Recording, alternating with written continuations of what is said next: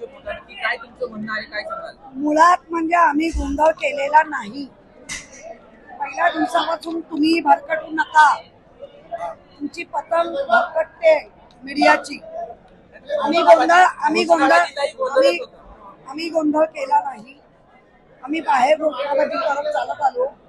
चालत आल्यानंतर आम्ही आमच्या बैठक दिली होती आमच्या आयुक्त आणि MS डिपार्टमेंट, त्या बैठकीला आम्ही बसत असताना ताकदीने, कारण नसताना बॉडी लँग्वेज वेगळ्या ठेवून भाजप आणि त्यांच्याबरोबर असलेले ते दुसरे पक्ष म्हणजे शिंदे गट वेगवेगळ्या पद्धतीने बॉडी लँग्वेज वेगळी करून घोषणा देत होते.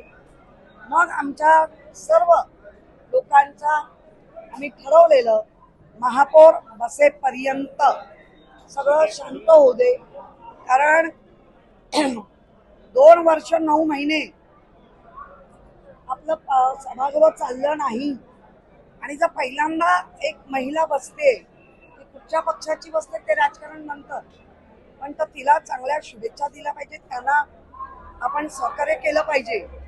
पण यांच्या जर बॉडी लँग्वेज आत्ताच अशा वाईट असतील तर आमच्या घोषणा देणं चुकीचं होतं का? आम्ही गोंधळ घालायच्या मनस्थितीत बिलकुल नाही, कारण मुंबईच्या हिताचे निर्णय कानाला ऐकायला आले पाहिजे, आम्हाला समजून घ्यायला पाहिजे. आणि आम्ही ते करत असताना डिवचण्यासाठी, आणि ते डिवचलं जातंय, हरकत नाही. परत सांगेन, संजय राऊतांनी हेच तर सांगितलं होतं, हा काय फक्त आमच्यासाठी काळा दिवस नाही, अरे तुमच्यासाठी पण आहे. हे पहिल्यांदा घडलं. पास दिला तरच मीडिया येणार, म्हणजे जो मीडिया ऐकणार, जो मीडिया लावून धरणार त्यांना एंट्री आहे. ही गदा आमच्यावर एकट्यावर नाहीये. त्यामुळे ह्या मुंबईत अशा आता अनेक काळे दिवस तुम्हालाही बघायच्यात आणि आम्हालाही बघायचे. भाजपाचे नगरसेवक आणि नगरसेवक वाईट पद्धतीने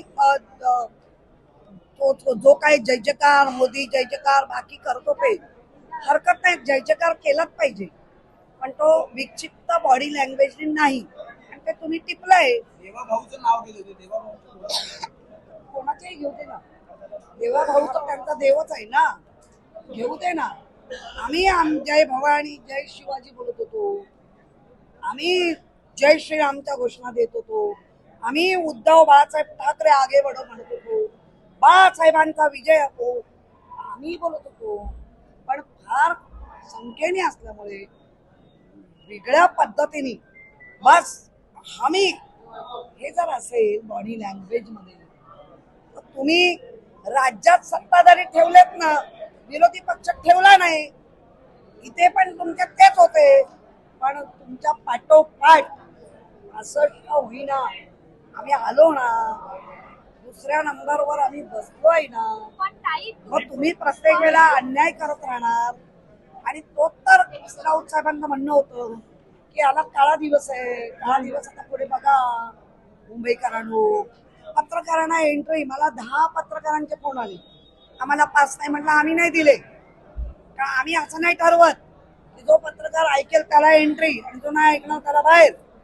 तुमच्यासारख्या मुलांचं करिअर धोक्यात येतं हे कळत नाहीये का तुम्हाला?